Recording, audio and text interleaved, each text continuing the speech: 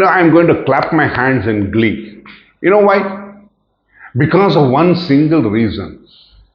The Europe is in trouble. Why should I clap my hands in glee and say Europe in trouble? Shouldn't as a human being feel sad for them?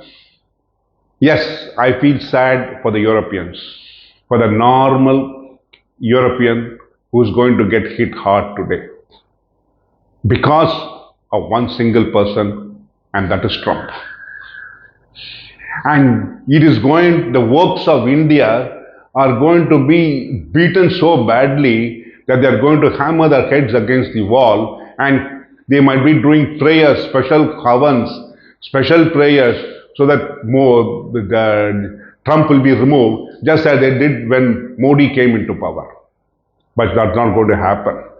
Trump is in power, he'll continue. He wants to make America great. He's not bothered about all your havens. He's not going to be bothered about your criticisms. He's not going to be bothered about the woke culture. He's bothered about America. And I agree with him. If I was an American, true blue-blooded American, I'd be wondering only on that. Why should I bother about other countries when my country is going down and people are challenging my country in every angle, and just because my dollar is powerful, don't you think that I as an American will feel so ashamed when I go there outside? They say, you can't even manufacture a single car. You used to manufacture the best cars. Ford was a challenger. Chrysler was a challenger. The world knew cars only because of the US. But today, it is being challenged by the whole world. People all over, there are countries are challenging the US car market with the technology which is not available in the US today. Except for Tesla and a few other cars, I don't think so there is a challenger in the world which is manufactured in the US. So, Toyota, everybody knows Toyota. Mazda, everybody knows Toyota. Isuzu, everybody knows Isuzu. But today when they look at Ford, even the Americans say, who buys a Ford? Come on. Nobody will buy a Ford. Nobody will buy a Chrysler. There are companies are folded up. And when an American, true-blooded American wants to make that country go back to the old and try to strengthen it, do you think anybody can prevent him? No. So Trump is going to he is going to hold on, and he is going to stand by his words, and I'm feeling proud that America has got a leader who's willing to lead that country to greatness. Because you see, I love, just like as I like India, and I want India to grow as an individual. If I had been just like Trump, I would like that country to grow also, and wish it all the best. Now coming back to the topic, why am I clapping? See, all Indian works, especially if you look at the market works, they will be talking about how you have liberal medical benefits, liberal transportation, liberal activities in the European Union, everything so liberal. You know why?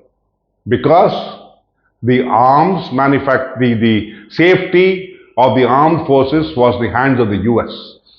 The US was spending nearly $500 to $750 million a year stationing troops in Europe, say because it felt that Russia may attack the Europe, and that may be a cause for, that is a scary situation, and so they kept $750 million spending on that. And not only $750 million, they were spending so much of money, and they are giving so much of money to the European Union where they were stationed. And so Europe was a luxury life for the European Union. What? I did not spend anything on security. All the money is being sent by my friend the US. How do I care? I will spend on welfare benefits to my countrymen. And so I'll provide them with every benefit in the world. I'll provide them with cheap medical attention. I'll give them cheap, my roads will be clean. I have so many facilities because that amount is being saved, which I need not spend on my safety. Third country is looking after it. Let me look after the benefits to my countrymen. All these were the talks by the wokes of India. But today, They are all waking up to the reality. What is the reality? Trump has said, forget it, friends. I am moving out my troops from Europe, and I'm not going to spend 500 to 750 million dollars in Europe. Maybe I'll be able to help you with something, but I'm not going to meet your security position. Let Russia and me come to a table. Let us talk about deals. Let us understand economic performances. Let us deal with it man to man. Okay, I'm not a threat to you. You are not a threat to me. Let us look at economic development and let us shake hands and move along. Europe now will face the heat. How will Europe face the heat? It has to start spending on arms. It has to start spending on its armed forces. It has to start from scratch. Because of Germany, the whole world kept them under control.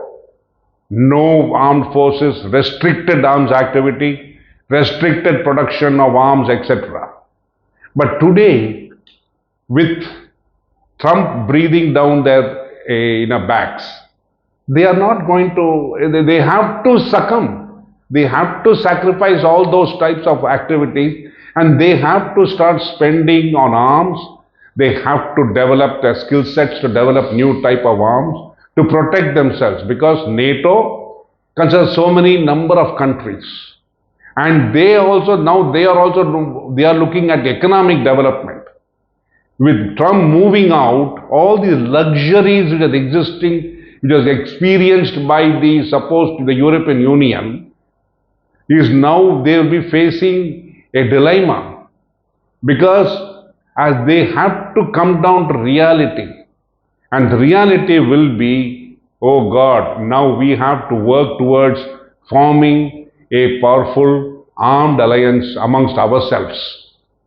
And that is going to cost money. The GDP of those countries, a portion of it has to start moving around. I understand very recently, I read in the news that Denmark is going to set apart 3 to 5% of its GDP towards arms, towards protection of its security forces. So you imagine 3 to 5% of a small country like Denmark. What about a big country like France? What about a country like Germany? What about a country like Greece? Do you think it can be able to afford that kind of manufacture of arms and protect its armed forces? Because Greece is threatened by Turkey, but it has got the protection of the British and the Americans. And today they are buying arms from India also. India is also furnishing and providing them with adequate arms supplies. But they were protected by the shield of the Americans. Today the shield is being removed. How is going to free Greece face the threat of the Turkey? Italy, for that matter, they don't have those kind of powerful, armed forces. They have an armed forces, yes. It is not that they are powerful enough to face a country like Turkey also. So, today the world, there is now isolated, the world is now looking at the perspective of economic development. And that is because POTUS has taken a decision, let me make my country great. Let me put back my country into shape. And then I will look at it once again, maybe, but I do not know what's going to happen. But he is trying to put his country into shape. When he wants to put his country into shape, the repercussions are going to be faced by those people whom, like when you look at an eagle which protects all his young when in rain or in sun or in snow. Today that wings are moved away. It's exposed. How are you going to face the music? That is going to be a challenge for the Europe.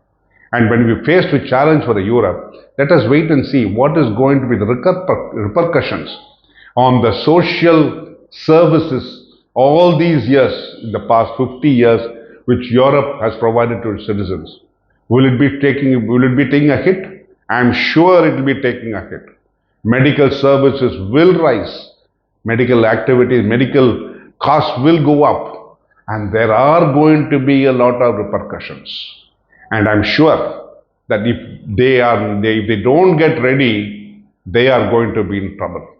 I hope they look into their insides and come out with the better solutions for themselves. Thank you.